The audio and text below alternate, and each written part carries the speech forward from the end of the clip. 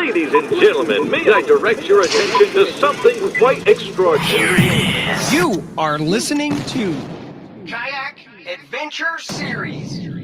Kayak Adventure Series. This is where you choose your own adventure. You want to be offshore, you want to be shallow, you want to go up the You creek, want to have a kayak that is sophisticated. or a kayak that is simple. You get to choose your own adventure. Oh, looky there. That's a micro bag. I hope you brought the family. Micro This bag. is wild. Hey, this adventure is going to be amazing. Woo! Kayak Adventure Series live. We are officially done. I know I missed a couple of weeks. Jake missed a week a couple weeks ago being on vacation, but we're all back. We got the band back together. Back together, man. Back together. So, Is it? I love it. It's great. You know, we did a long stretch where we went over the individual events, which was fun, and it was fine. It was great, especially the Shoaly Palooza, the first one coming up. I'm so excited about that. Had no idea that even though you said they look like a smallmouth, but they have a bigger mouth. Yeah. Like, say no more. That's all I needed to hear. Exactly. I wanted to go catch them. But today's show is not one of those longer shows. This is going to be fun. Micro bags, and I'll let Drew talk more about it, but we have two of my favorite YouTube channels. Like, call it what you want. Influencers, YouTube, I pay the $18.99 for YouTube Premium because that's what's on in my house all day. I just turn on YouTube and I just binge watch fishing channels and influencers and all that. So how's it going, guys? That was a long intro by me. I'm pretty pumped good. up. I had it all. It was all built up. Yeah. It's been a while. Yeah, I'm excited, man. Speaking of Shoaly Palooza, by the way, Shoaly School is tomorrow night. It's the big event that the Flint River Keeper puts on. It's one of their big annual fundraisers. I will be there in Macon, Georgia, so I will see you there. If you're registered for that, it's I can't remember, it's like $20 or something to enter, and all proceeds, of course, go to that Flint River Keeper. But it's already sold out. So and they're using a theater, which is cool that they're using a theater. You know, because they kind of got that idea after seeing what we were doing and holding that event in the theater. So it's pretty cool. Speaking of which, I got Henry Jackson calling me right now live. So I'll see you guys there if you're coming to that. And then also, what else was I going to say? Oh, I might swing by just briefly. You'll probably not be able to catch me there. Very briefly. I will be at the Great Lakes Fishing Expo this weekend. But I know Raccoon Creek Outfitters will be there with a bunch of boats, all the brands that they carry. So they will be there, and you guys can go check them out. Should be a good show. But anyway, I am doing good. All is well. The only thing I want to say real quick that's interesting, I might have to jump out for a second. So yesterday or 2 days ago, I was in a store, right? And when I came back out of the store, my truck driver's side window was just, that timber glass was just shattered. Like, no rhyme or reason. It was actually a small store and they had cameras going. So I went back in there and the owner and I scrubbed through. We couldn't see anything that happened. No one went in to try to break in. It was just shattered, just randomly. So anyway, the guy from Safe Flight Auto, you know, no free ads, but Safe Flight Auto doing a good job coming to my house to fix it. So man, that's that had to be a mess. So much glass. It was, but it didn't all like break apart and fall. It's still there connected. But if you shut the door hard, you hear a few pieces like fall into the door frame. But they'll be here between 11. So right now and 1, they said. So if I have to hop up, that's what I'll be hopping up to do. But he said he should not even need me. I just left the door open and the keys there. He said he could just fix it and all should be good. So we'll get the Tacoma back on the road here soon. But anyway, I got a couple other news and notes. But before then, I want to throw it over to Jake. Jake, how you doing, man?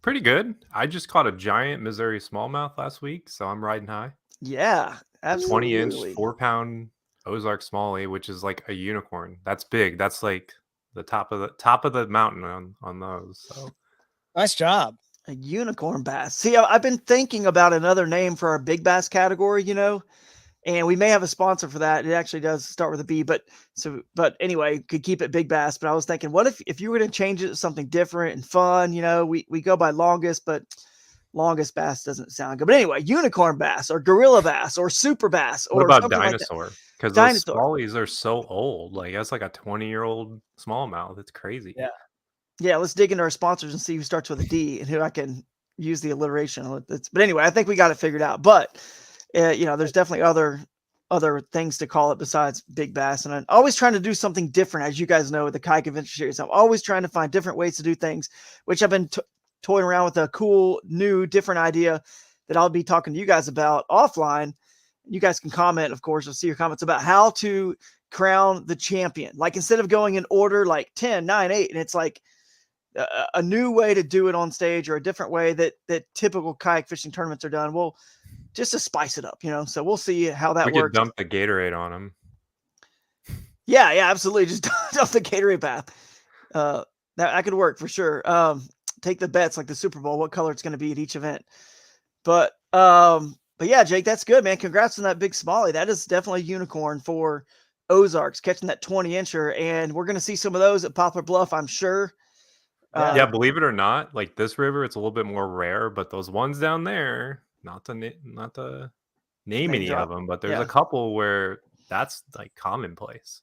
Now they might not be that thick, but they're going to be 20 plus inches. They're going to be like the long, skinny river smallmouth. That's all we need. And you were early, Jake. The Smalley games, I think they launched tonight. Is it tonight? I know. I was thinking about that. I was like, man. Oh yeah, that's right. Hey, by the way, before I forget, if you're watching on Instagram, I never say this every week, and we should.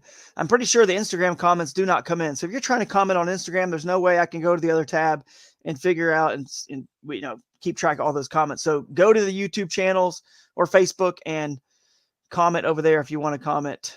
But we should. Yeah, here we go. Ryan Van Tyne is in. No surprise there. But let me get to my last couple of things, then we'll start bringing in some guests here. Guys, our Discord channel is public, and we need to post this. But can you guys help me out? We need to post this so I can get somebody to do it on our social media. But there you go. Yeah, post it there. Discord. Boom. You can put it wherever. Yep. It is. Was that on the private or is that on the public? Let's see. It's public. Are you posted on the public? Well, no, that's our private chat. So all right. Well, let's post it on the. We'll post it on the public, right? I mean, why not? Let's get crazy here. Oh, that's our Discord channel. That is the best way, guys. Remember forums? Forums were awesome. It was a great way to keep like information organized and different different forums had different titles for different topics. It was so easy. And then Facebook groups came around and it kind of left forums in the dust. But the reality is they're not very easy to like. So the problem is, we've kind of found the solution. If anyone out there is a Discord user, you know what I'm talking about. Once you use it for a while, you're like, this is so much easier and better than Facebook groups has ever been for so many reasons. And you have to understand it and be in it to know that, and you'll get it. But anyway, so we have that publicly. You guys can go check it out. Eventually people are going to get on there. We're going to be talking about, hey, I need a place to stay, or I need, a partner for the team division. I've got it broken down for us in every event. So every single event has its own Discord channel where you can chat about the event. You can figure out friends that are going, stuff like that. So yeah. Man, I got all kinds of calls coming on. We got Amanda Brannon, our tournament director, calling right now. So it's kind of nuts. But let's go at their last news and notes, and we'll get these guys on. The last thing I got is the payout charts are done. Like I said, Amanda actually had a small surgery, so that's why they're not up on the website yet. But like I said, if 200 people in the individual division, I said this last week, at $150 a pop, 200 people, you're going to win $7,000. We figured a way to make it hit $7,000 for first place at 200. So that's pretty sweet. And I think even 150 is still 6,000. So it's going to be awesome. And then that's not counting what you could win in the team division or micro bag if you want to try the Triple Crown or whatever, or not including any of the joint events that are going to be with us, including, there's always a joint tournament with a local club at every event. And my last thing I have to update you guys on our news and notes here is, which we should put that news and notes. Do we already put the news and notes graphic up just to shout out the Omnia Fishing there? We'll do that. But the last thing to mention is the Slay Nation. I talked to Frankie and TJ over there, Frankie at Slay Nation, and there was a New York and Pennsylvania battle of the border for Slay Nation. It was going to be held on the Susquehanna River the exact same day we were having our Susquehanna River event. We talked it out. We all thought it was a great idea just to have them join ours because we have New York water imbalance and Pennsylvania. So it actually really works for the, New York, Pennsylvania battle of the border, but they're going to make this event open because Slay Nation's like a members only thing. So I believe. So they were like, yeah, we'll make this an open event so that anybody and everybody can join. So on the Susquehanna, which we had a lot of entries. So thanks to those at Slay Nation, we had several new entries come to that event. But listen to this. If we have the KAS event, the Kayak Anglers event, the Keystone Bass Kayak Series event, and the Slay Nation, if you were to enter like all that stuff, I mean, there's no doubt someone's walking away with 5 figures at the Susquehanna event this year. So Fiesta on the Susky, that'll be fun. But that's all I got, guys. You guys have anything else before we bring on some guests? No, just get in that Discord channel. Let's get in it. Yeah, go get in it. All right. And, maybe Omnia Fishing, by the way. I'm sorry. The main event. GoPro highlight. GoPro highlight. The main event brought to you by GoPro. If you don't already, go get you a GoPro or 4. The new 12 is amazing. I got the empty box behind me. Yeah. GoPro 12. All right. I haven't tried the 12 yet. Stepping up the production value, Billy. But by the way, don't forget to put let's put that banner for that Omnia Fishing code on the bottom. We'll scroll across the bottom here in a minute. And you guys can get 15% off, I believe, for using the KAS 15 code. Yes. But yeah, go ahead. Bought something the other day in fast shipping as well. It was not out of stock and it was shipped right away. I was pleasantly surprised. I downloaded their app. The Premium Pro version is unreal, dude. They have all the Navionics CMAP charts. You can toggle, put anything on, wind direction, water temperature. It's pretty nuts, man. You can see hard bottoms, vegetation bottoms. Like that is how insane this app is. You guys does that include the free shipping and stuff too from them? I believe that's when you pay for that, you get the extra, like the free shipping. It's kind of like that's awesome. That's a good deal because I used to have their old version of Premium and it was good just with that. So this is like a little added bonus. Yeah, it's awesome, man. So you guys definitely go get that Premium Pro from Omnia Fishing app. Sorry, just want to get that up, Billy. Back to the main event. The main event. I kind of gave it away at the beginning a little bit, but 2 of my personal favorite YouTube channels out there right now. We have 2 guests, John Dalton and Alex Rudd, and I will bring them in and let Drew say anything else you want to say as I add these guys to the stage. All right, what's up, John? What's up? What's up, guys? So yeah, John, I mean, guys, you know John Dalton, certainly. You guys, if you're in fishing, you're watching this, I'm sure you do. Creek Fishing Adventures, but if not, you should go hit the subscribe button on his channel on YouTube. I mean, incredible story. We don't got to get into all of it today, but I'll tell you this, man, this guy works as hard as anybody and has passion for fishing. If you ever watch any of his videos, it really does feel like, people say this about you, John, it feels like every fish catch you actually have happen, right? It feels like you're first on camera. And that's what people love about you, is genuine. You love it. And it doesn't matter if they're big or small. Yeah. You target the small, which is why we have you on here as our microbag king at the moment. You're our expert for this microbag, which we're going to get into. And then Alex, you're here to talk about. And then there's Alex Rudd. He's here too. Yeah, Alex Rudd, dude. We're going to bring up this 2-man team division because it's sponsored by X2, you know, the ×2, right? 2-man team division. And you and I in the X2 team, and then being a sponsor of that division is pretty cool. And then also just getting into any other topics you want to touch on. I know you and I had a big long sesh the other day on Friday at your podcast. It was pretty wild. If you guys want to watch that one, you want to get into a little bit of live scope talk, a little bit of all that drama. A little bit, a lot of it. But I swung the bat on that one.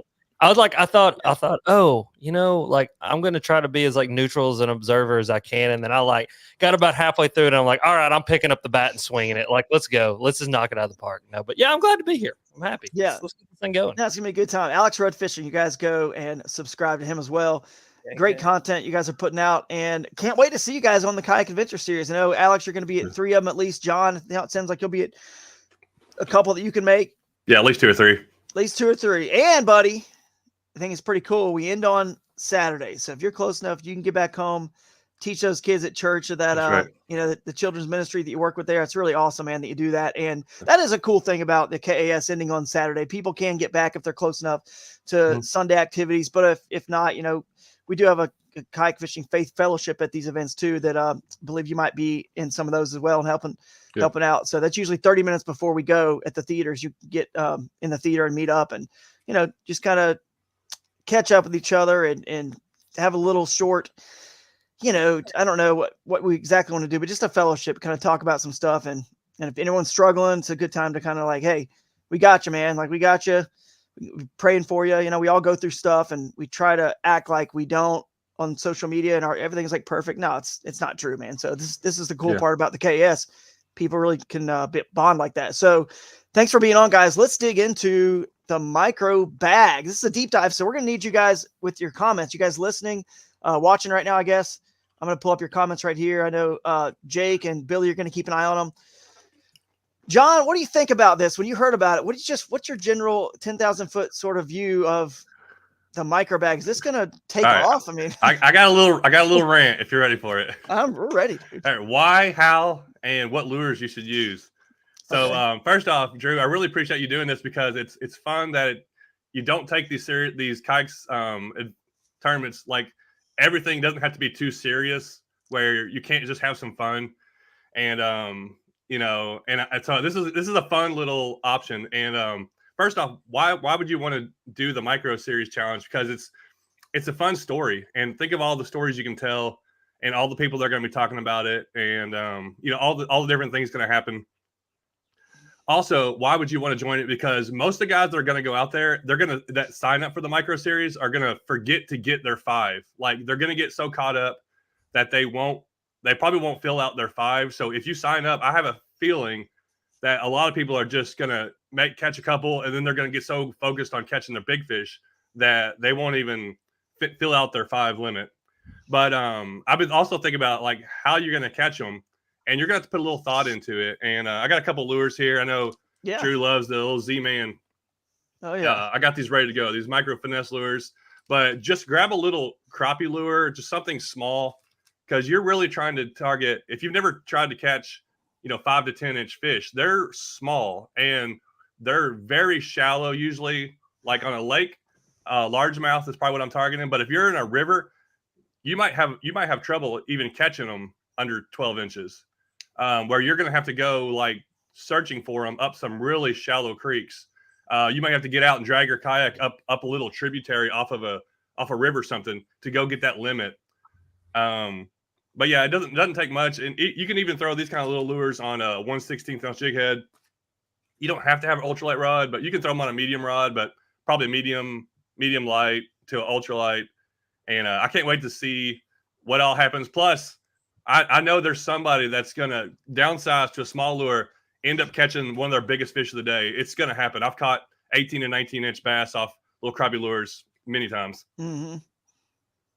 Yeah, I think it's going to happen for sure. So yeah, Andrew Thomas Leonard says micro chatterbait. Man, you guys are going to be surprised. I mean, if you've actually gone and tried this, like John's saying, it's actually surprising. Like I would say you probably can't even catch a 5 on the chatterbait. If you're looking for 5s, you're looking for maybe 8s and 9s and 10s, even a little chatterbait is too big. I'll tell you that right now. From my experience doing this and testing it, it's actually too big. But anyway, have you seen those like really tiny ones? Like they're like maybe this big, and they have like a little tiny. They pair great with a little Bobby Garland. Yeah, I've actually used those. You put like a little crappie type. We'll see. Spot. We will see. Yeah. I mean, we'll see. Maybe it works. We'll see about that. But yeah, there's some Z-Man stuff there from their micro finesse. And by the way, their jig heads are super important with that Elastec. You really need to get their little jig head so it holds it. But I'm talking, see that little mini chatterbait right there? Go pull that chatterbait up, Billy. That I'm telling you, it's still too big. Like for a 5-inch fish, until you put them on the board, you don't understand. Like you just that's even bigger than the other ones they make. They make another one that's like super tiny and it doesn't have a skirt, and you can just put like the little panfish type. They do make a really small one. I've caught yellow perch on them. That one might work, but you're kind of gonna want to fish something kind of a little bit slower, right? And just a small presentation to kind of get those little bass to eat them.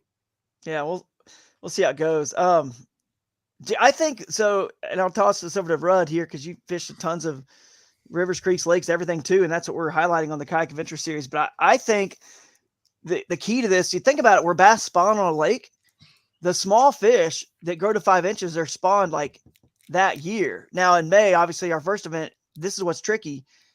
I don't know how you can even find like small fish that are 5. You know what I'm saying? Like there may be like a minimum you can't even like a 6.5 might be as smallest you can catch or whatever, 7, because that you're catching fish that spawned last year. You know what I'm saying? So even though 5 is the minimum, it's going to be depending on the time of year. But here's what's weird. You get later in the year, we get to that Susquehanna event, we get to Wisconsin, the broodstock. Now you're actually getting to where fish are 3, 4, and maybe hitting 5. And so you're going to have this 3, 4, 5-inch fish. And then these ones that are like 8, 7, 8, 9. And you need those 5s. You know what I mean? It's going to be interesting. But so I'm thinking this is my theory. Alex, you tell me what you think. If you later in the year, if you are on a lake, if you say, how far away could those little fish really like move? You know what I mean? They got to still be kind of around the spawning grounds, right? I mean, to kind of grow up there in the shallows, they're not going to be on the main lake, right? I mean, I don't know. Yeah, What I mean, I think, that makes sense to me, right? Logically, you would think a freshly spawned little bass. So, okay, so let's look at it from like a scientific point of view. A bass is going to grow the most it does in its first year of life, and then it slows down after that, right? And so, like, if they're, as long as you're pinky, right, little bitty, like, tiny little fish, they just aren't going to have the strength or the ability to swim very far away, I wouldn't think. And I think also just that instinct to not get absolutely murdered by something bigger than them probably keeps them close as well. And so, yeah, it makes sense to me. I have noticed on some of these lakes around here, like, if I'm around a good area that's got a lot of, fry and a lot of fry garters, that you give it, 6 months, and then you got a bunch of fish in that area that are like 5 inches long. You know what I mean? It's like, it's pretty funny. So I don't think they're moving very much. But I don't really know. I'm going to let John do that. I'm going head hunting. Like, dude, if we're on the Susquehanna River, your boy's going to have a glide bait in his hand and a 120 size Chapo. And I'm going, John knows. That's the best part about me and John is we'll go do a creek float, and John's over here throwing Bobby Garlands, and I'm like, I got a 9-inch glide bait chucking it past him, and I'll get 4 or 5 bites all day long, but there'll be 4 or 5 of the right ones. But no, it's fun. I think it's going to be cool. I was telling you on my podcast, I said, I think what's so fun about it is, like, we've all had a tournament where we show up and it sucks. And it's just like, we totally just whiff, and you might catch 1 or 2 fish. But if you got something that you could pivot to and like pick up a crappie jig or something small like that and go try to catch 5 little ones just to have something fun to do because it was a big old whiff, then it's something cool to just add on. You know what I mean? You can kind of hop in that pot too and participate in it. So it's going to be good. I think that's to John's point, about not everyone's going to get 5. You don't even show up in the leaderboard until you get 5. That's, I believe, how Tourney X is going to work with this division. You're not going to show up because we got to reverse the leaderboard, right? First of all, the lower is better. And then, so obviously if you have 1 fish and you pop in the leaderboard, you're going to be, look like you're in first place. So you don't even pop up. So I think John's right. A lot of people aren't going to do it because they're doing good, and they were just entering this category to hedge. And they're actually optimistically hedging too. Like, some people are going to say, I think I can catch the biggest 5 and the smallest 5 and win both, and maybe even win the team division on top of it. So you're going to have people that are hedging both directions. Other people are like, I'm going to be in it just in case, like you're saying, you have a bad tournament and you got something still to look forward to and try to like compete in, and what I think is interesting is that what's cool is the water, like you said, John, the smaller creeks and smaller places that, those side channels on the rivers that are too shallow really to get your kayak down sometimes, or they're too shallow and small. There's not enough water going down that side channel to have a big enough, bass for the 5 biggest. That's some of the juice, guys. That's where they're at. Yeah. That's where they're at. They're there. You can definitely catch them on the main, river as well and stuff wherever you're going down, but they're in that little stuff. And as John knows, up the little tributary creeks. So what I think is cool is we're able to use, the resources, all the water resources for this tournament, not just, the bigger water. We're able to use like a lot of the stuff that never gets pressured, and it doesn't bother anybody that's going after the biggest 5. Cause like, dude, if you're up some little side channel, you're not bothering me if I'm going after the biggest 5, because I'm not going to be down that little skinny side channel where I got to drag and get out and wade to even catch those things. So, but here's the thing, Drew. Here's the dangerous part about John is that you'll say that, and he'll be in some ditch somewhere, and he'll be catching 20 inchers somehow. I don't know how he does it. And there's been many a times that old John Dalton has beat my teeth in a tournament because, oh boy, you text him, you're like, what are you doing? He's like, well, I found this little creek that cuts off, and I'm like 16 miles up it, and I'm catching 20 inchers. I'm just like, come on, John. So that's the thing about John. You got to watch him on both ends there. Not only will he catch the little ones, but somehow he'll mess up around with that dang on bubblegum swirl yum dinger and beat your eyeballs in with 20 inchers. Got it ready. They always got it ready. Yeah, that's true. Hey, Rudd, I'll call this now. You're throwing big stuff like that on the Susky for that one. I'm going to call it right now. You will catch a muskie on that trip. Oh, Throwing that probably stuff. 100%. You're going to catch a yeah. muskie. If there's one thing about Alex Rudd is there's two certainties that if people say there's no largemouth in a place, I'm going to catch a largemouth. Like there's no doubt. And then number two, if I'm on any river that has a muskie, there is going to be a muskie tries to eat something that I have eventually before it's all said and done. So yeah, I probably will catch a big one. I had a muskie try to eat the smallie I hooked on the Susky, so it's going to happen. And I think that happened to Drew too. He actually was fighting the muskie. Yeah, That's that happened. awesome. During the tournament. Yeah, during the tournament. Actually, Jeff Little had it on camera, but you really could never see the muskie before he let it go. I mean, I saw it close by, but his camera didn't pick it up. Those muskies are crazy. The ones around here are like, I don't know, they're like extra crazy. I don't know why, but like I've had them like rush my kayak before. Like I'll be floating down a creek and like just they'll come swimming up hard and like right before they get to it, they go, "Oh crap, I can't eat that," and they like back off and they'll swim away. It's the craziest thing. They're nuts around here. Yeah, that's pretty wild. Drew or Jacob, is there more muskie up the Susky or the? I know we fished the Bass Nation, the lower part. We're fishing the upper part. Is there more upstream or lower part, or are they just all throughout it? I think they're throughout it, but I think where we're going actually probably has higher. I mean, they tend to favor like deeper channels. I think. I fished the Juniata during pre-fishing that area and like during the tournament. I saw a ton there, a ton. Yeah, that's where that one tried to eat the smallmouth. I think that there's a lot of like if you look at the topography of the Susquehanna where we're going, the only thing that's different about it, John, if you remember in the Harrisburg area and just north, you got all these like ledges and shoals. Yeah. Just it cuts through those mountain chain, and just all these ledges and rapids.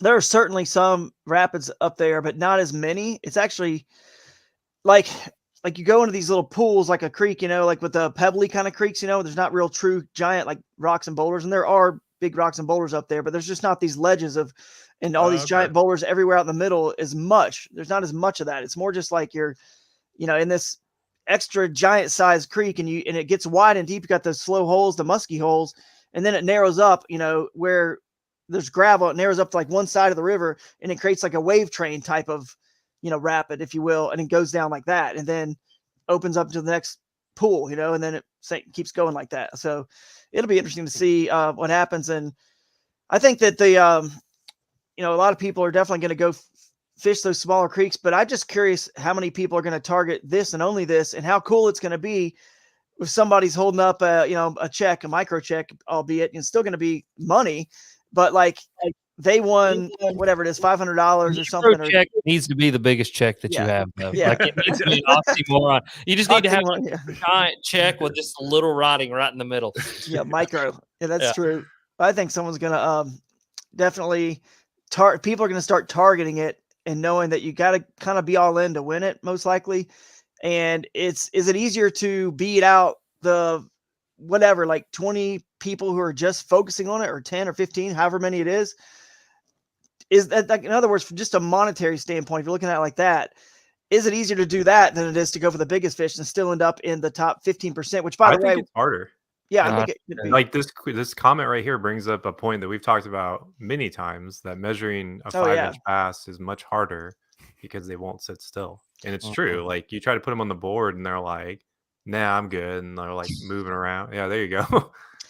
There you go. Well, and two, you got to think like just the nature of trying to catch small bass. And John, you know this. You're going to catch every other thing that lives in that body of water. I mean, you're going to go through 300 bluegill before you get to that little bitty bass. It's going to be interesting. I think if you're really trying to find the small ones, like in the summer, you're better to go to a lake and go as shallow as you can go. That's where the little bitty bass are. They're and you might even be able to just see them. And if you come across a little school, they kind of feed together, like those 7, 8, 9 inches, they all feed together, and you might be able to pick them out and catch all your fish in 10 minutes and just get them done. But if you come across where you see them and you're in the competition, I say you just go for it. Try to get your limit. Because like fishing the Susky, I think people are going to be, they're like, all right, I'm going to pick up my little lure, and you're just going to catch 14 and 15 inch smallies. Like, I don't even know how you would catch the small ones in the Susky other than going I caught two 7-inch smallmouth on the same jerkbait in That's like hilarious. in an area. Let's So see. like that would have been 2 good fish for a micro bag, 2 7-inchers. I Yeah. think what's gonna be funny is everybody's methods for doing it. Like, so for me, like I'm sitting here thinking about it. So obviously I'm wanting to fish like the tournament and go try to catch 5 biggest that I can, right? That's kind of the way that my brain works. But I'm thinking like, okay, so let's say, I get on a bite early in the morning and, by 10 o'clock, I've got, 96 inches. And it's like, yeah, you want to upgrade, but also it's like if you like John said, you're kind of rolling by a place and you're like, hey, look at all this those little ones under there, and then just try to get 7 or 8 real quick, put them on the board, and then go, okay, let's go get that upgrade. Yeah. Or is it going to be one of those things where people are like, let me get my micro bag for like I love like the thought. It almost makes it so much funner. Yeah. Like funner. It's the funnest. Yeah. But it's more fun. But like I just think it makes it a lot more fun to think about it that way than to like, I don't know, be so dedicated to like, That's God, a if good I point, don't get dude. my 5 fish and this, it's like, no, let's mix it up. Let's have fun. Like it's okay. Like we're That's here a to really have good, fun. Yeah. really good point. You know what that could be? You ever had like a day where, like you're saying, you want to upgrade, but you can't upgrade much more, or even if things are just you've lost a couple of big fish, but you go and have lunch, or you go to a different spot, you just reset yourself, right? You totally reset. This could be a way to reset your brain. You know what I mean? Just take a little break. Let's go over here. Because let's say you got a spot where it's reloading. If you sit there, then like you're just gonna, they're never really gonna reload. You're right on top of them. You need to back off and do something else for a little bit, but still stay close to your spot so you can keep an eye in case another angler comes around. Go hit that dock with the little ice rod and skipping underneath there. Whatever the slingshot. But you could have 2 rods, so you could have like a little crappie float and fly. Always going, just sitting there bobbing in the current. That's one of the best things I've heard. I forgot about that because we do allow the 2 rods, and we're thinking like you're chasing, throwing back in. A 20-incher doing that. You might. Somebody's gonna catch a giant when they thought they were going for small fish, because those big ones, they do that. I've done that so many times where I'm like, I'm not catching bass today. I'm gonna switch just multi-fishing. Boom! End up catching my biggest bass today. I've done that so many times. I had a crappie fisherman last winter who he caught a 7-incher or 7-incher, a 7-pounder on a crappie jig off the dock in the winter. Someone's gonna have one of those little bells on the rod, and they're gonna throw out a bobber and a float and fly on the other side of the kayak when they're not fishing. They're just gonna wait and hear that ding ding ding. They better be recording. So these stories are all great, but I want to see this on video. I want to see someone who quit fishing because they were frustrated or for whatever reason they decided to go after the micro bag and it worked out. But I want to see the story unfold. So if you guys are listening to this, double up. They have their bobber out there. They catch a 5-incher and a 20 at the same time. I'll tell you, like, what's funny to me is how many times I've caught little 6-inch fish on giant things, like things that I'm like, what was even going through your little brain when like 120 size Chapo is the one that like, I cannot tell you how many 6 to 10-inch fish I've caught on a 120 size Chapo. And like, you'll just be reeling it and it just kind of like gets mushy and like doesn't want to plop right. And you think you got a leaf and you rip it in there and it's a bass about that long. And I'm like, what were you even doing there? I think they're trying to like rip a piece of it off, because if you ever watch like aquarium fish, like you'll throw something huge in there and they'll come up there and like hit it. And like, I think they're trying to like, oh, well, maybe I can steal a leg off this cicada or whatever. It's like a lion going after a wildebeest or something. Let me just make a chunk out of it, I think that's what they're trying to do. That's where I want to see somebody recording. Instead of being mad, they're like, yes, I've been looking for that. Exactly. Like they pull in that little dink. Dude, that's the coolest thing I ever heard, was having the 2 rods out, using the micro bag, have a micro bag, a float and fly on a bobber or something. I mean, it's not going to,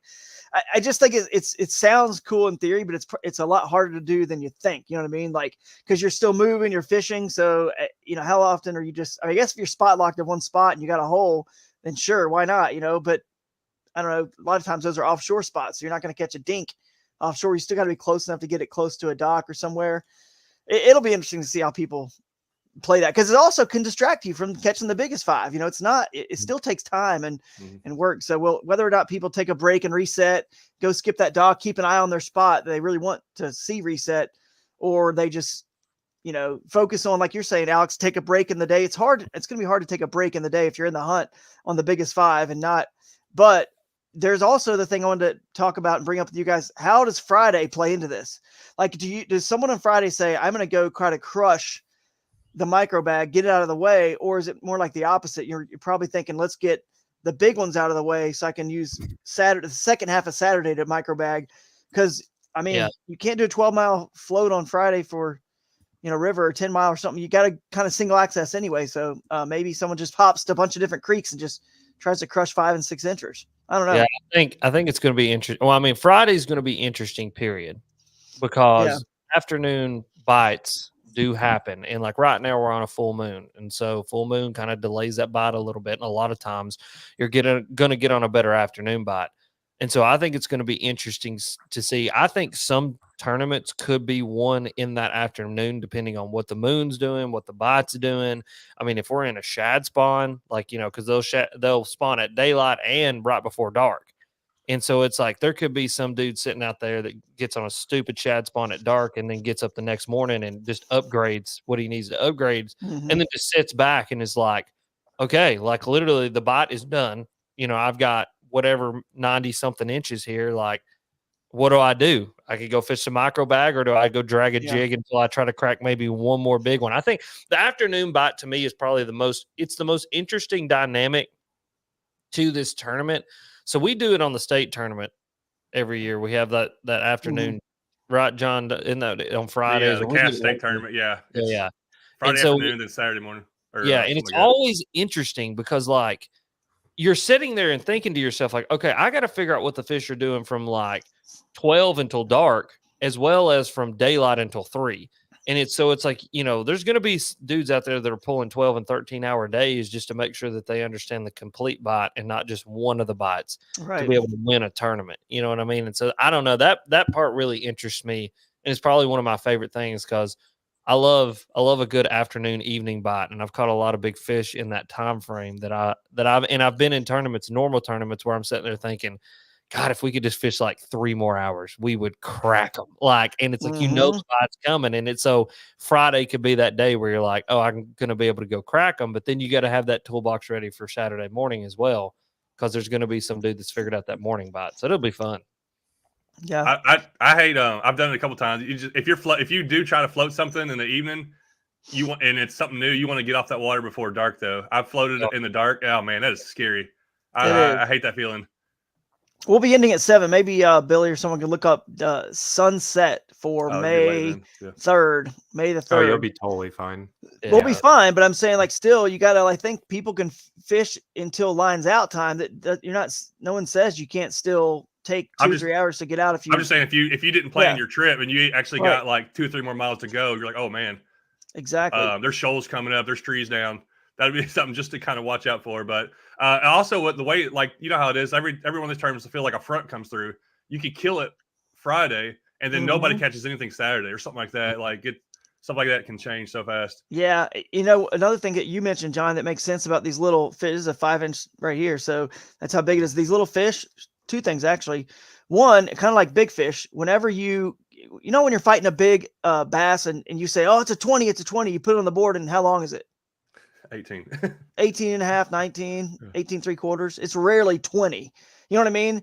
The same thing happens with these little micros. You get them on the board, and we're like, oh yeah, we've caught, I'm always catching, 5, 6, 7 inches on, top waters and stuff like that. When you actually put it on the board, it's actually like, it's like 8 or 9 or 7 and a half or something. It's not really usually. That's what I'm saying. Usually. So to really get to the smallest fish, and that's what I was saying earlier, like, you actually really have to downsize more than you think to try to catch those. And what you said, John, the second thing is they hang in packs. They hang and they stay together in schools. They feel safer when they're smaller to school up like, bayfish do.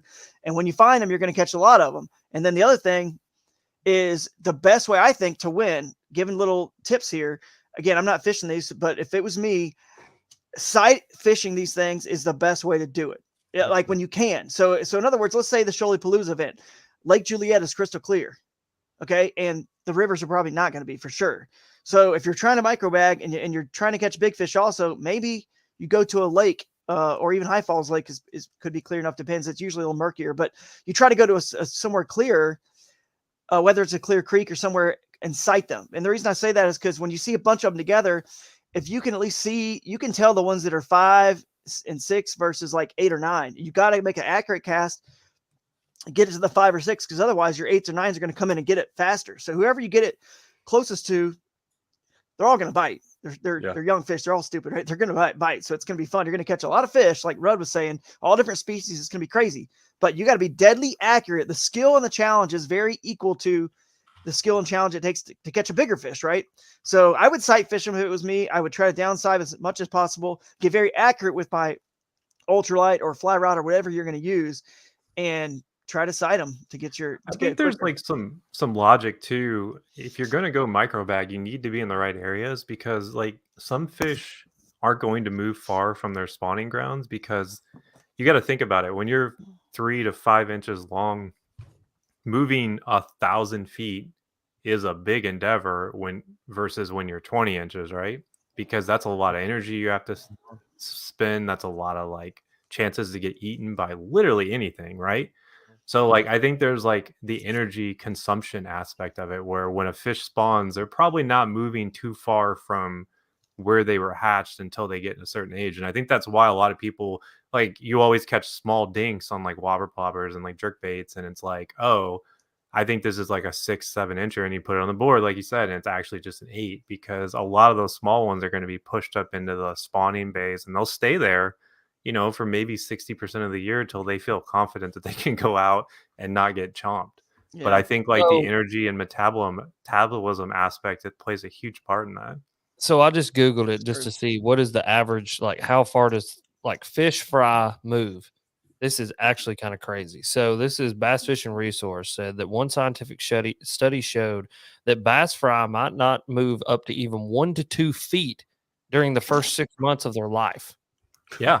That sounds right. Like they literally, because like you've seen them, like they'll ball up and just sit in a ball and just kind of just go like this and swim together. And so that's a fry. So let's imagine, you know, I forgot, I think Shannon O'Gorman said, and I know I've heard this statistic before from other biologists, like a bass grows, you know, about 10 inches in its first year of life, and then it slows like way down after that.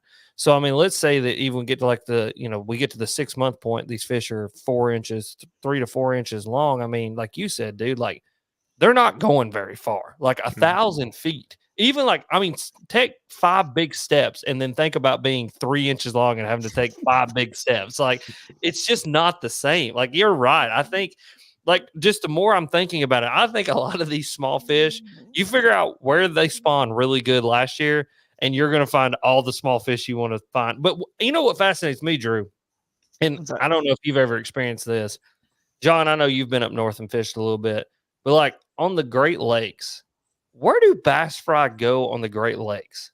Like, because I've been out like on Lake Huron on like a giant sand flat, and there's, you know, 1,000 smallmouth up there with beds. And then it's like they just all go poof and they're gone.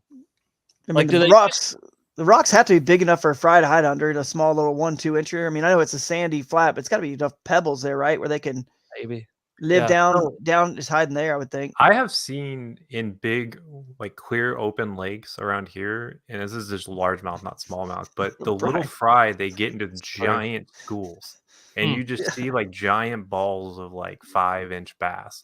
And I used to think, oh yeah, there's a bunch of bait fish, and then like I went over them and I looked at them and I was like, wait a second, these are actually like incredibly small largemouths. So I guess like maybe they like ball up even, and they just strengthen numbers until they're big enough that they can either eat their friend or they move on to greener pasture. Dude, the fact that a bass even gets big enough to catch it, like that's what I tell everybody. Like people are like, man, I want to catch a 10-pounder, I want to catch a 6-pound smallmouth, whatever.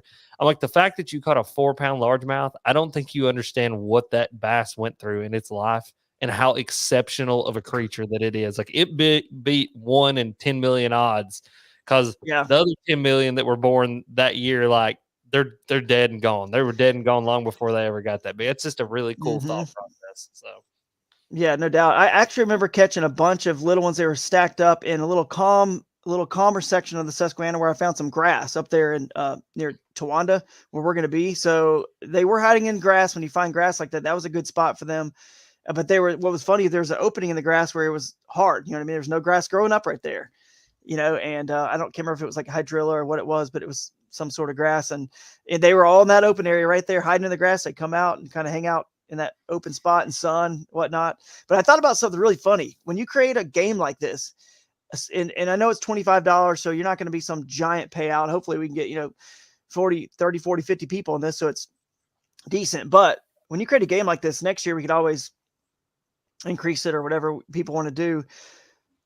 I think you're going to see people do stuff that we've never even thought of, like even making a mini A rig to get all 5 in like one cast, a teeny little A rig, and get literally you catch your whole limit like in one cast. Because if you can only catch one a cast, if you got one lure with one hook, and it's tough because they're so fast, and that 5-incher can get easily out raced by a 6 or 7 or whatever.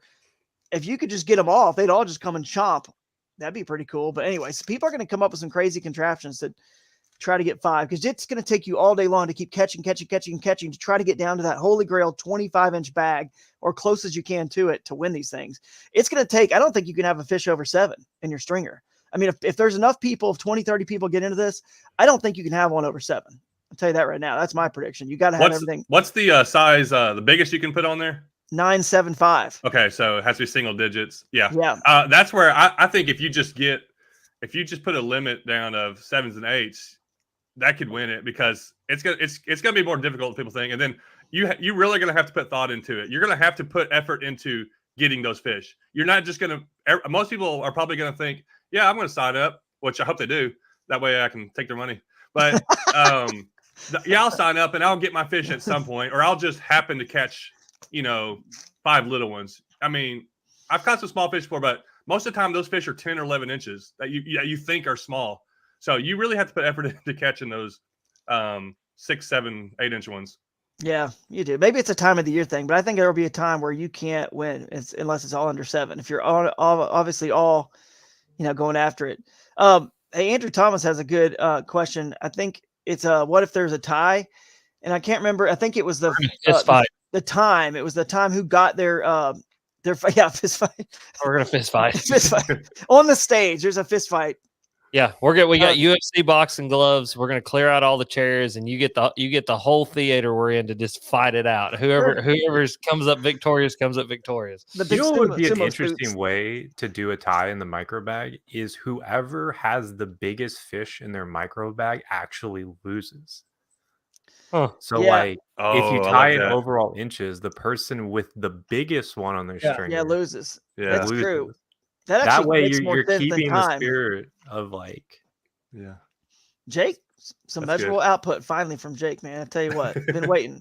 No, that's a good one, Jake. That's a real good one. That we'll probably, I'm not sure if we specified that in the rules or not, but Amanda and I were talking about that actually and thinking we might just have to do time, but I like that idea better. That and then time, because there's a good chance that might be a tie, the biggest. Right. When you have, actually, wait a second. That isn't, well, but if there's a tie, if 2 people have, and this might be what Andrew was talking about, the Holy Grail bag, the 25-inch bag, right?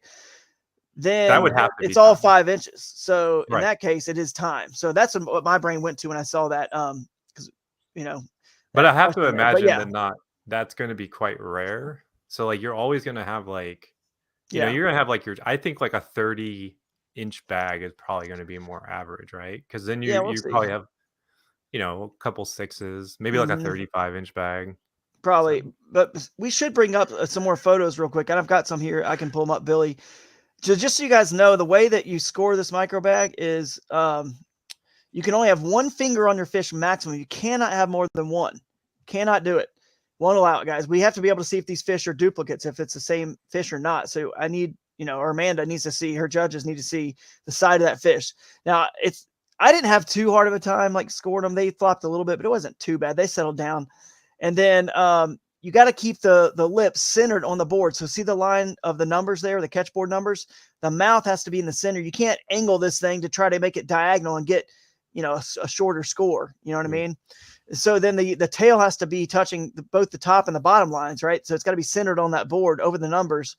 So if you imagine on there, that video there, or the picture there, those 2 lines that I drew, your tail needs to be on touching either side of those. So just keep your tail flat. And it is what it is on the length. But if you can keep it flat, manipulate it where it does not touch the next, 1/4-inch line, that's obviously what you want to try to do. The same way we try to do it with the big ones. And So they're like, that's not a bass, but you can see that tail is up. So that would be DQ'd because the tail's not centered. So that's kind of some of the stuff we're looking for. Let's see if I have any other. Nah, that's it. All right. That's all I wanted to show about that. No fin clipping to get shorter bass. Oh, It's God. taking the option direction. Amanda, the team at Real Tournament Management, trust me, they will catch that. That's very easy to catch. A clear, nice. Jake, I can't wait to hear somebody be talking about their. I had a 30 bag, and they're going to talk about. People are going to think they're talking about 30 pounds. I know the 30 inches. I got the dirty 30. I got a dirty 30, boys. I can't tell you how many times I've made a comment like, "Oh yeah, that's a 20" on Instagram, and people were like, "What are you talking about? That's not 20 pounds." So this whole like, all the time. There was a dude on TikTok the other day. I was like, he said something about a fish. So I'm in this toxic relationship with TikTok where what I do is I just respond to people's comments with bigger fish when they bitch that my fish aren't big enough. You know what I mean? And so this one guy was like, "Oh, it's only like a 2-pounder." So I responded with a 5-pound, 21-inch largemouth that I caught. And I was like, "Well, here's a 21-incher for your trebles." And he was like, he didn't even read the comment because, he didn't see the little, inch thing. He's like, "That's like a 5-pounder, not a 21-pounder." And I'm like, oh my God, I'm dealing with dumb rednecks here. Like, I can't even do this right now. Like, come on. TikTok's the worst about that because you get people that aren't like, they're just like seeing the video and then they just decide, "Oh, I'm gonna leave a comment."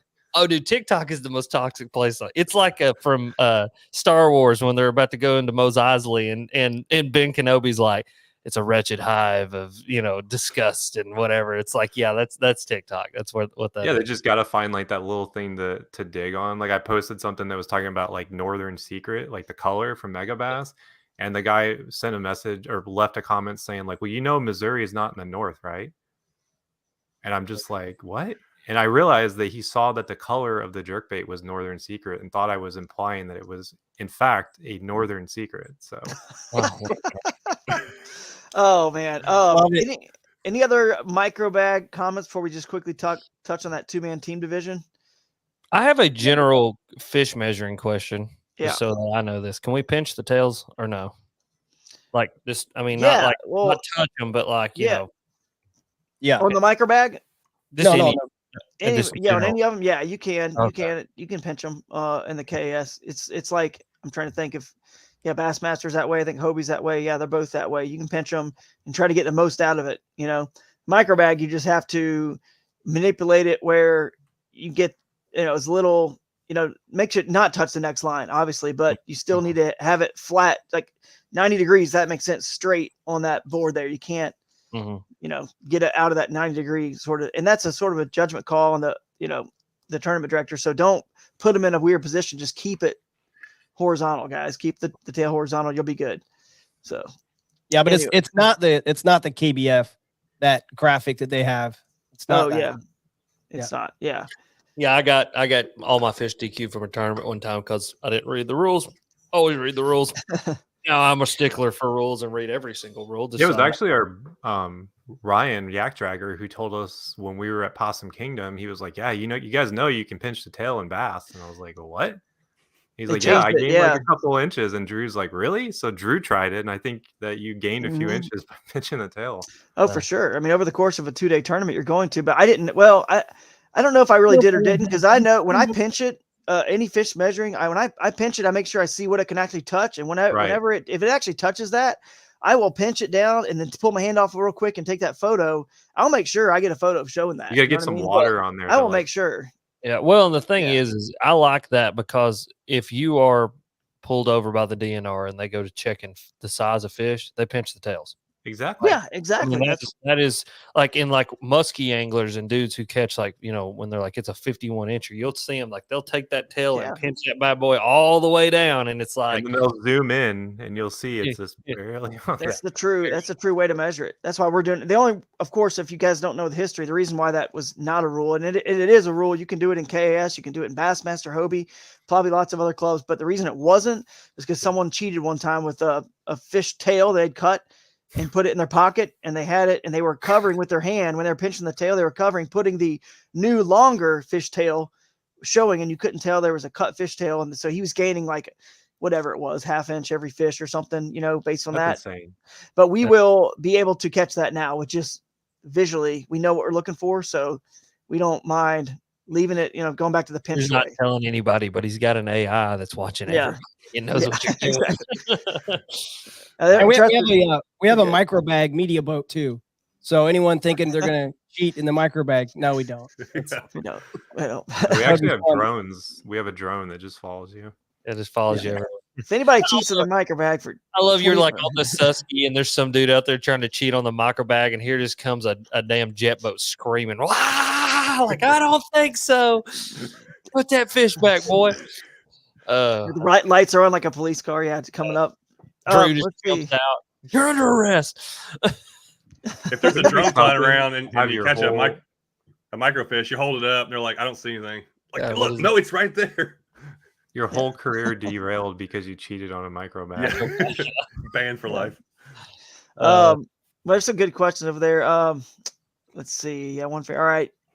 Yeah, Pi Squared. Yeah, those were my daughter's blue sandals, of course, obviously. But let's see. All right, well, guys, yeah, maybe Catch will come out with a micro well, don't they have measure board one day? They have that little tiny one that you can use for that. What do they call it? It's like their scientific one, but it's for like people who are in the field, and it's like but it's not like tiny.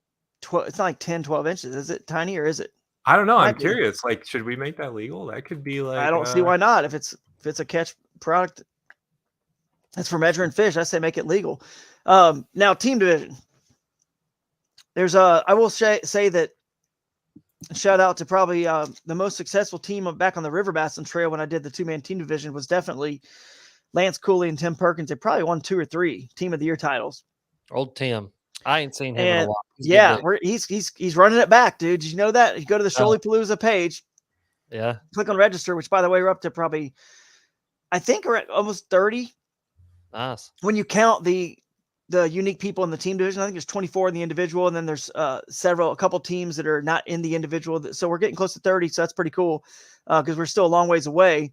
But you guys, don't forget to sign up. Sooner the better. You will miss your $100 gift bag from the sponsors. $100 worth of product from our sponsors for the first 100 who enter. So if you're in the Peach State Kayak Anglers Tournament, you're going to double dip. You obviously you have the best chance to win. You live there in Georgia.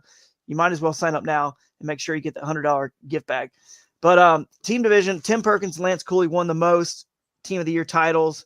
Clayton Hask and Ken Morris were the final team of the year winners. But Lance and Tim, why I bring this up, did not fish together. And I don't even think they communicated where they were going to go, but they did not fish together. So what do you guys think about, because think about it, guys, there's no communication by cell phone allowed, but you can talk to other anglers on the water. If you can, and you're floating with your partner, and guess what? Now you have a little bit of advantage as a team. Hey, this is what's working. They're hitting jerk baits, or they're hitting spinner baits on wood or whatever it is, and you can help your partner right there. Of course, the only downside is if you're in the individual division, which of course a lot of people will be fishing both, you're kind of helping someone that could also beat you. So obviously they can only jump you if you did help your teammate out and he passed you in the individual. It's only going to be one spot that affected you, if that makes sense. I would think if it was me, I might think about floating with my teammate and like being able to share information, because it's going to help us both probably do better in the individual. I agree with you. And yeah, I mean, I've done a team river float. Like we did one for Moyak, which is in an area that we're going to this year. And I floated with my teammate. I think it was an advantage because he started catching some bigger fish, and I'm like, well, what are you using? Turns out that a darker colored topwater was working, and like we ended up doing a lot better because we were able to communicate that. Whereas like otherwise, like if like one person's on the lake and one person's on the river, you're basically in different worlds. So it's true, but Tim and Alex never did. Talking about joining up, and I didn't think about not being able to call somebody or call your partner. But we love river floats anyways. But like if you're floating, especially like the shoal bass, like you might want to stop at a shoal and be like, hey, no, this is where the fish is, if you have experience with that. And then if you're catching them on a shoal and with your partner, be like, hey, no, let's just stay here all day. It could really make a difference. Yeah. If you think about it, if you're at 90 something inches, like you were saying earlier, Alex, you're already up there. you're probably not upgrading a lot more. You know what I mean? You could catch a fish that might get you another quarter inch here and there, and you're certainly going to still try. But if your partner only has 80 something, it's probably better to take him over there and be like, look, dude, they're here. Come over here, make some casts in this spot. They're, I got him stacked up. Get him up there at least before you go back to working on yourself. There's just some strategy to that I thought was pretty interesting. What's cool too is to think about is like there have been days when John's catching them really good in one area of the lake or a river, and I'm catching them really good in another. And it's like, do you take the chance and roll the dice and like go separate places because you could both, do well in the team division? I think that's going to be interesting. I think there's going to be some serious communication and like strategy and like, hey, if it gets down to like 11:30 and you're not catching them, come my way and come put in at this ramp and come find me or something like that. Yeah. Like, you see, I don't know. That's going to be cool. That's going to be like a cool, I don't know. You're right. Strategically, I think that's going to be interesting. Now, I know, John, I mean, I think we can both agree on this. Like when it's Shoaly Palooza, dude, we're probably going to be floating some river together, and it's going to be like, we're going.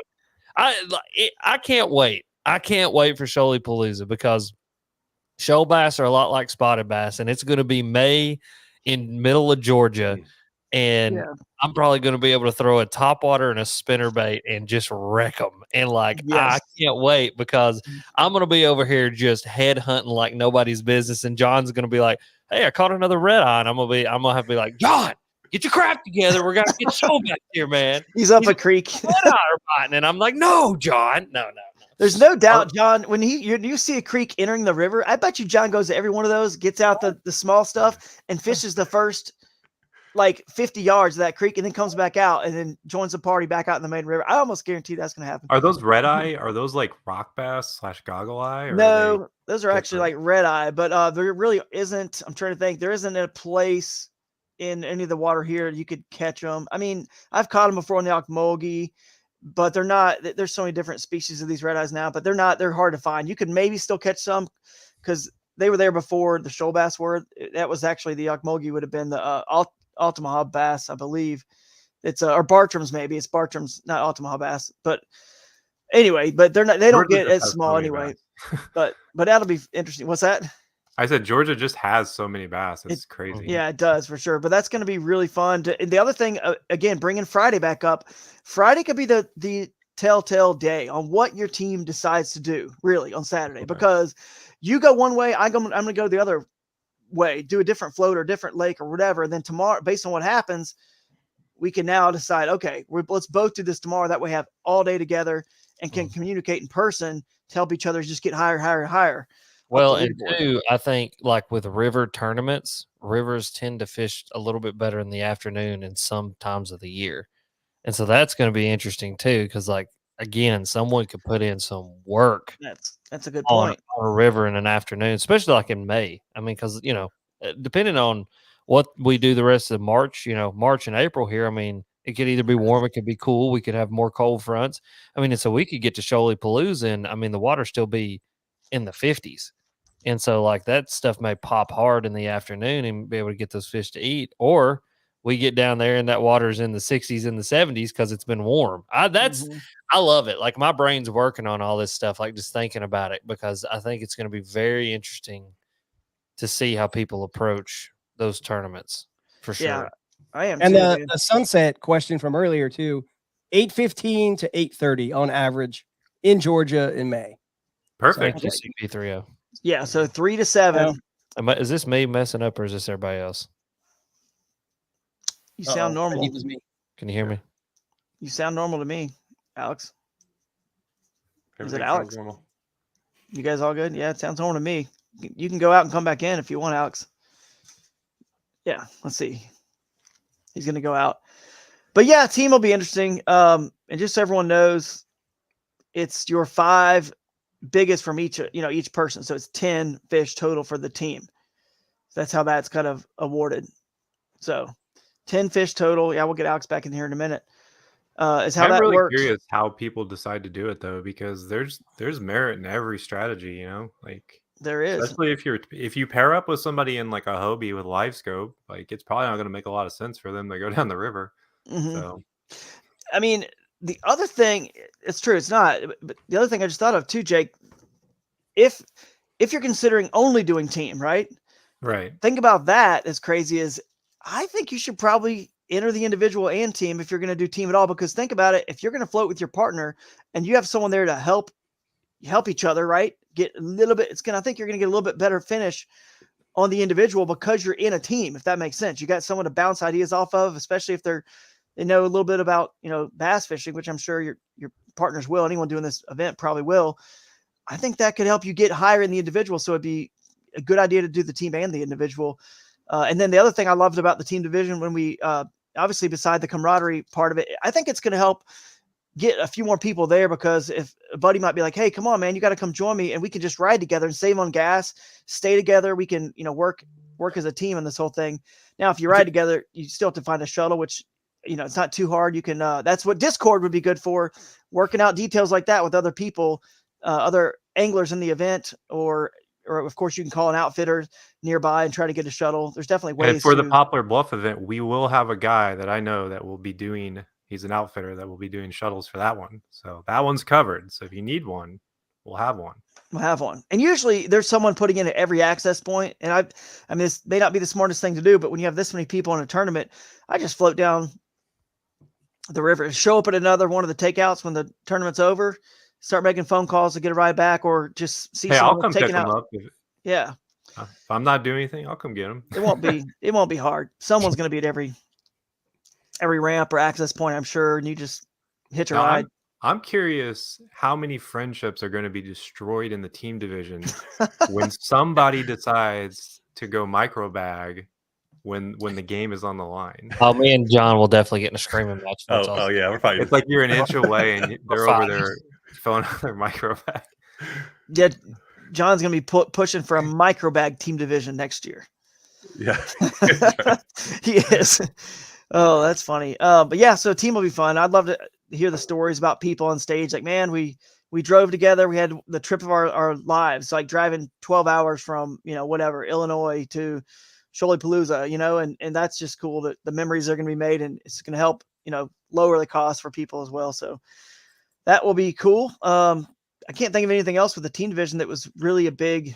Can you only, just to clarify, you can only have one team. You can't have like team partners with different people. Well, you can over the course of the season. That's a good thing to bring up. Yeah. But not obviously during that one tournament, but you can over the course of a season, because that's actually a good point. We didn't mention the AOY and how it works. We've mentioned it on other podcasts, but Team of the Year and Angler of the Year work the same way. We got 5 regular season events, right? You got the Shoalipalooza, the Wild Whitehall, the Ozarkana and Poplar Bluff, and then the Fiesta on the Susky and the Wisconsin River Fest. So out of those 5, you have to fish 2 for AOY, right? Just of the regular season. And then that gets combined with your broodstock score. So so if you think about it, if you had 2 people, or John, like if you had one person that said they could go to 2 events with you and they can't do the other 3, but you wanted to fish, just say 2 more, you wanted to fish 4 of the 5, you could have a different teammate for the other 2 events that the other partner can't go to, or the other 3. If for some reason someone fishes all 5, like Dustin Hoy, he's fishing all 5, and maybe other people will, but he could have 2 different teammates. Now you might say, well, that seems like an unfair advantage, but it's not really, because if it was the same person, that would be better than having a second person, because you'd be calling out, because he's probably going to have potentially one of his best finishes with one of his partners and then one of his best with the other, and that would be his 2. So it's like, those don't work. So then you go to the broodstock. And that's for Angler of the Year, you have to at least do 2 with the same person if you want to try to compete with that. And then, but I didn't even think about it that far ahead. But of course, we'll see how it happens. But yeah, I like these extra options and stuff. Yeah, now, that's why. We decide, do we have a micro bag Angler of the Year? I mean, why not? Why not? We could do it. I don't know why we shouldn't. I'm sure we can come up with some micro. I have a great idea too. We can, instead of like a trophy, we make them a custom 5-inch catch board. I'm sure that we could like get Catch to make one, or we just make it ourselves where you like saw off 5 inches. That'd be perfect. We can find a way to get a little trophy for sure and do an AOI. I don't see why we can't do that. That'd be fun. I just want to see people in it and doing it, having fun. And I don't care if they're in it to hedge a little bit, to make sure that they don't trunk slam and just feel like leaving, give them a reason to stay in the game. And hey, anytime you're catching fish in a tournament, it's fun. Your heart's pounding. It's fun. So it gives you another reason, another way to stay in the game and have fun. So I just want to see 20, 30, 40 people in it. So we got a lot of good footage, a lot of cool talk, and like we can do a podcast like this after the first event, and let's just see what kind of happened, what their strategies were, and all that cool stuff. So, what Drew, micro bag tournament trophy should say is that 4 inches is good enough. But anyway, go on. I'm sorry I interrupted. Yeah. 4 inches wasn't good enough. Is that what you said? Isn't good enough? It is good enough. It is. Well, 4 inches you can't. You got a minimum is 5, so you have to say 4 inches. Wow. I guess I would. The shirt will say I guess she was right. 4 inches isn't enough. That's the shirt. Bingo. That's the shirt we need to make. If you don't make that shirt, I'm going to be pissed because I want it and I want to wear it. So there you go. The guys at Ashigan are going to make those shirts, I think. So they're going to be a co-branded Ashigan Kayak Adventure Series shirt. So, I love it. We'll do that with them. That's right up their alley. Trust me. What were you saying, Billy? That escalated quickly. I was gonna go back to what John had said. So with the team event, I think Raccoon Creek is a good example because Dustin Hoy created the team and it's just called Raccoon Creek Team. So the Raccoon Creek team has to fish. The team that he created, they have to fish a minimum of 2. Yeah. But the people that fish it can be mixed up. It like Dustin doesn't have to have the same partner twice for AOI. Well, I think you would. Well, the team is with Raccoon Creek Outfitters right now. It's just whoever he partners with at that event. That's Raccoon Creek Outfitters. The next one would have to be Raccoon Creek Outfitters 2. See what I'm saying? I think I'll talk to Amanda. We'll confirm that before the first event, but I'm pretty sure it has to be because that gives Dustin it's basically the team is just Dustin. You know what I mean? You keep rotating other people when really that's not fair to the other people who are, you know what I mean? Like it's the 2 same people the entire time and or whatever. So I think it's got to be a 2. Now just me and John have to come up with a really good name for our team. Yeah. We do allow team names and because the Tourney X is cool because it will show us your last name. So you guys can come up with your own team names and good chance to plug some sponsors. If you guys have somebody supporting you guys out there, not John and Rudd individually, you guys got plenty of sponsors. You could do that, of course, find a mutual sponsor and do that. But I think you guys are on to more of maybe a creative. Yeah, you could. Yeah, go sell it. Hey, we're going to go sell it. So we'll see what happens. But any other team thoughts before we wrap this up today?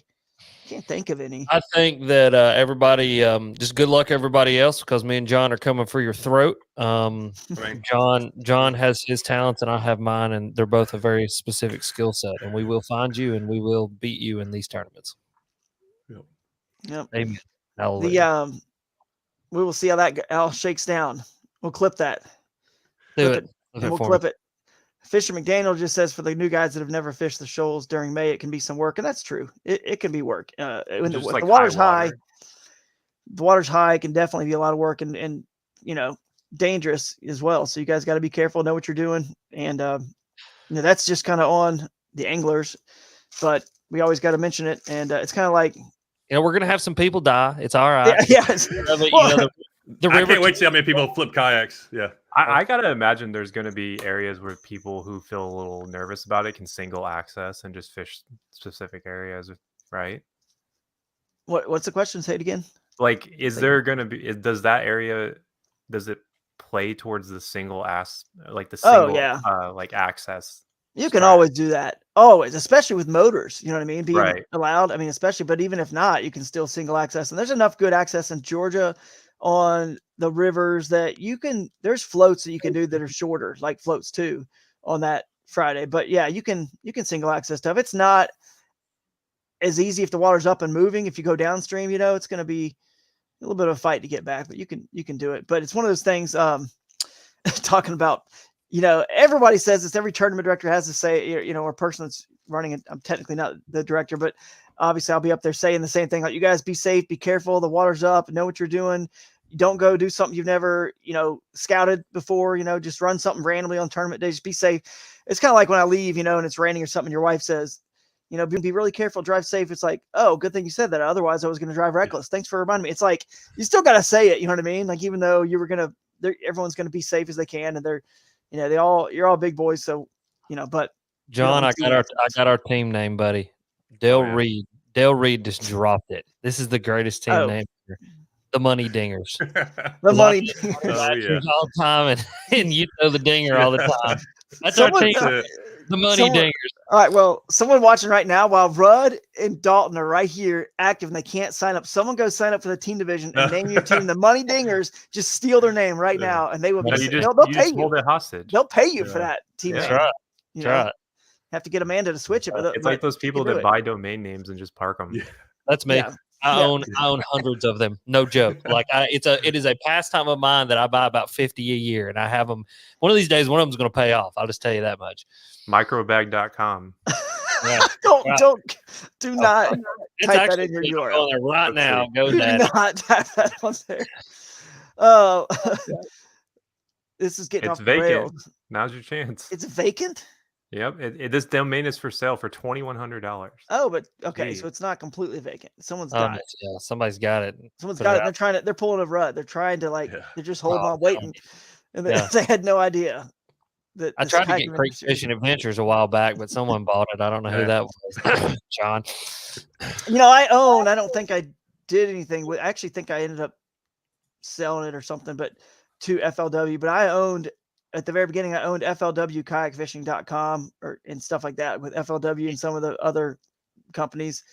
But I don't know. They contacted me and were like, "You can't use something about legally that I couldn't even do that." I was like, "What? How could I not do that?" So they tried to anyway. So I was like, "Yeah, you guys." Well, that's whatever. not true. No, You guys can have it. that's It was definitely so- not true. I mean, the American currency buys what the American currency Yeah. buys, and the American currency's got to buy back whatever it is you want once it's been bought. I can't remember what they said. I'll have to go back and see if I can find that correspondence and what they were actually saying. But anyway, all right, guys. I mean, that's it, I guess, unless you guys got something else. So So I do have one more thing. Yeah. Since we were talking about it. Check this out. This is the There it is. 16-inch crappie board. And you notice how like panfish are tall, right? Mhm. It's got like the nice tall gate on it, so you can get those little fat panfish in there. And they also That's make the one, the carbonate. That's the one because that's lighter. Drill a hole in that Right. thing and put it on a belt loop if you're waiting in the So if you're micro going bag. only micro bag and you That's- don't expect to catch anything over 16, there you go. Yeah, Not remember, even bringing a bigger one. Yeah, and that'll be when you catch like that 22, and you gotta like Yeah. put 16, and you put your hand there and you measure on the other half. you do have to wade. You have to stay tethered to your kayak, even a micro bag. You can't just take off off some creek with that on your, because your pictures have to be on the kayak. So That's what I was and going you to have to ask. stay tethered. You can't just go. So You when can you're drag fishing- it somewhere, but you have to keep it. You have to keep your kayak tied to you. Yeah, or, so- exactly. So come here, Sophia. You want to say goodbye to everybody on the show? We're gonna end the show here. My daughter's coming down. Come on over. Can you have one more thing, Drew. All right, what's up? Did you get We a want to neck- remind everyone that we have a new segment coming out, Oh, jeez. and it's called Quiet, Drew. No, that's Sorry, not we what knocked over a trophy. A Bassmaster trophy just fell. All right, it's the viewer voicemail. So Kayak Adventure Series has a phone number, and this is presented by Yak Attack. And what we're going to do is we're going to ask you guys, just like you do in the comments, we want you guys to call into this number and leave a message. And just to prove that it works, I know you guys believe me, but I called and left myself a message. So see if I can make this work live. Hi, Kayak Adventure Series. It's Billy with Kayak Adventure Series. Billy Kayak. I don't have a question or a comment. Hi. I don't even think I have an opinion right now, but I wanted to be featured on the show, and I wanted to introduce this viewer voicemail to everyone. So this is an actual message that I'm leaving at 513-202-4714. You can call that number and leave a message for Kayak Adventure Series. All right, there you go. It was a 1-minute message, but I think 33 seconds was enough of that. We can all agree. 513-202-4714. Someone that's listening right now, we have 19 people live, and however many will watch this recorded. Call in and leave us a message. It's our way to try to reach out to you guys. You got something horrible you want to say about Alex Rudd? Call that number and leave that message, and You we'll want to play hear it it? I want to hear next it. week. Yeah. So Tell everyone bye. Bye. Bye. Bye. all right. Love to do it. Bye, buddy. Close it out with some Bye, buddy. nice, relaxing music. Thank you, everyone, for joining. Thank you, John and Alex. It was amazing. It was a great video. Thank you, Jake and Drew. And we will see everyone next Wednesday at 11 a.m. Bye. Bye, Sophia. Have a great week, everyone. Bye. Bye. Bye.